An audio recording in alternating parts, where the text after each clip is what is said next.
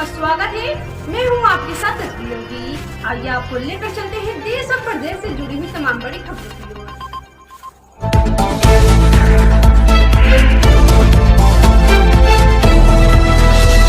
Breaking news Prayagraj. पत्रकारों की सुरक्षा कानून लागू करने के लिए यूसी न्यूज चैनल के प्रधान संपादक आशीष चित्रांशी जी गाजियाबाद से शुरू की पदयात्रा। पदयात्रा का आज 9वां दिन। पदयात्रा में मिल रहा है पत्रकारों का भारी समर्थन।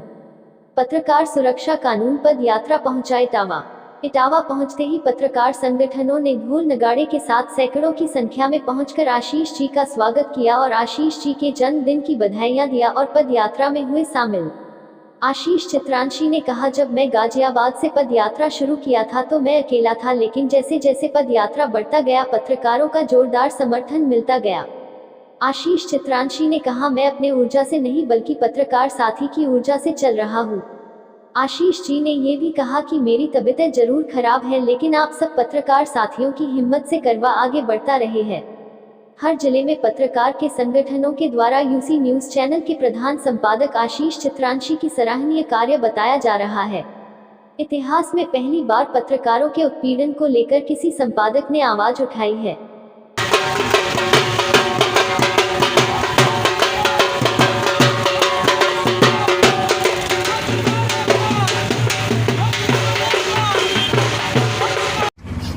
आशीष जी, आप दिल्ली से लखनऊ तक पैदल यात्रा करके जा रहे हैं, तो क्या उद्देश्य है यात्रा का? देखिए, आज तो आप लोग की कर्मभूमि इटावा पहुंचने के बाद मुझे अपार प्रसन्नता है। हालांकि थोड़ी सेहत ऊपर नीचे हो रही है, लेकिन जैसा आप लोग के बीच पहुंचने के बाद तो इतना ऊर्जा मिल गया। और वैसे भी यहाँ से सुघर सिंह, बाकी साथियों के अलावा सुघर सिंह जैसे एक साथी को मैं लखनऊ आजीवन के लिए लेकर जा रहा हूँ। तो जो है बाकी जो उद्देश्य की बात रही,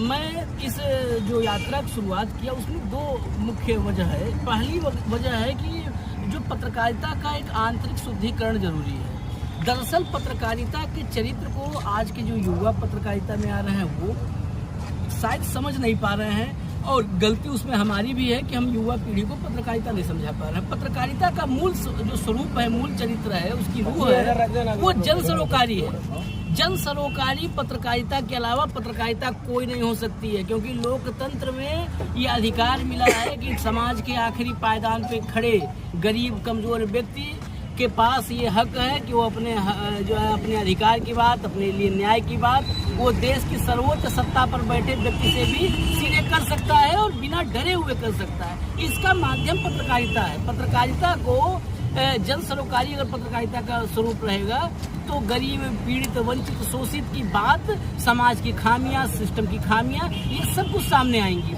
लेकिन पिछले कुछ वक्त से मैं देख रहा कि पत्रकारिता में हमारे बीच के ही हमारे अनुज, हमारे साथी उस स्वरूप से भटकाव की तरफ है, जिसका नतीजा जो है ना वो बहुत आप समझो कि अच्छा नहीं हो रहा है। इस मामले में कि कुछ जो पत्रकार साथी हैं जो ईमानदारी से जन सरोकारी पत्रकारिता कर रहे हैं, उनकी खबरों पर सिस्टम में बैठे लोग, सत्ता में बैठे लोग, अफसरान, हुक्मरान, ये बहुत जल्दी नाराज होकर के उनका दमन उत्पीड़न शुरू कर देते हैं। कभी डायरेक्ट करते हैं, कभी इनडायरेक्ट करते हैं। ये कतई बर्दाश्त नहीं है, क्योंकि अगर पत्रकारिता, खास जन सरोकारी पत्रकारिता पर अगर अंकुश लगाने की कोशिश होगी, पत्रकार की सच्ची जुबान बंद करने की कोशिश होगी, उसकी कलम रोकने की कोशिश होगी, तो ये लोकतंत्र के लिए खतरा है। लोकतंत्र के लिए खतरा है। जो हमारे पूर्वजों के अगणित जो है कुर्बानियों के बाद जो लोकतंत्र हमें मिला है, उसको हम खतरे में नहीं जाने देंगे।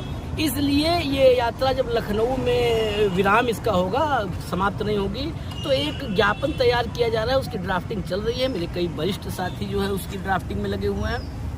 पत्रकार सुरक्षा कानून, जर्नलिस्ट प्रोटेक्शन बिल लाए जाने को लेकर के मांग होगी। इस बिल में पत्रकारों पर अगर किसी तरीके की कोई पूर्वाग्रह से, शाम में आपने खबर लिख दी, आपकी खबर झूठी खबर नहीं है, झूठ की चाशनी में नहीं लिपटी है, सच्ची खबर है, साहब नाराज हो गए, रात के 10 बजे उठा करके बैरक में बैठा डाल दिए, कोतवाली में बैठा दिए, ये नहीं चलेगा। जर्नलिस्ट प्रोटेक्शन बिल में मांग होगी कि अगर पत्रकार पर कोई कार्रवाई, उसकी खबरों से जुड़ी कोई कार्रवाई होनी है तो एक प्रक्रिया के तहत हो, उसको नोटिस जारी किया जाए, नोटिस के बाद जांच पड़ताल के बाद एक प्रक्रिया के तहत हो, इसके अलावा पत्रकार अगर कोई भी शिकायत, कोई कंप्लेन, कोई प्रार्थना पत्र देता है किसी सक्षम अधिकारी को, तो 24 घंटे के भीतर उस पर जांच हो और कार्रवाई सुनिश्चित हो। क्योंकि एक मामला है, उसके बाद में इस पॉइंट को, प्रतापगढ़ में एक बड़े राष्ट्रीय चैनल के पत्रकार की अभी कुछ दिन पहले हत्या हो गई। उस मामले में सबसे गंभीर बात ये रही कि उस पत्रकार ने करीब 30-35 घंटे पहले जिले के कप्तान के नाम एक प्रार्थना पत्र दिया था, जिसमें अपनी जान को खतरे का अंदेशा जताया था। उसके बावजूद हत्या हुई।